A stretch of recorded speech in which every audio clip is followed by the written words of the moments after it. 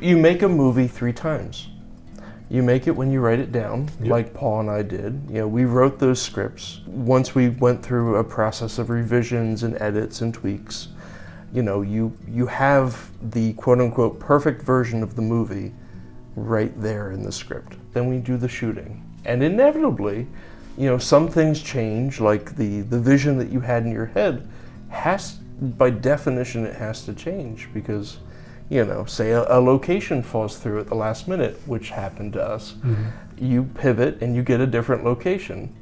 But also there's a magic that happens because you're bringing in all of your collaborators. Mm. And they bring all of their experiences, all of their histories, and some of the stories that we wrote about, they are deeply human stories. And some of our actors couldn't help but connect to different aspects of it, right? Mm-hmm. Because we've all lived, we've all laughed, we've all had pain and joy and death and struggle.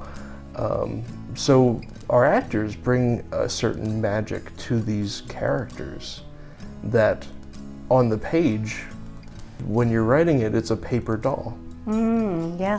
When an actor takes over, it becomes a human being.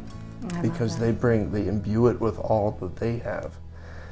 And then the last time you make your movie is when you edit it. Yeah. And it becomes a different thing again because you see things that you didn't even see on set. Right. Because the set is like a rat race and you're racing to get as much done as you can while also being present and guiding the crew and guiding the actors and so forth.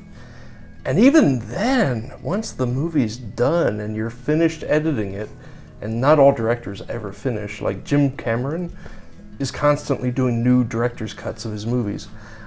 But even once you have a finished version of your movie, once an audience watches it, and it becomes a different movie for everyone who sees it. Yeah.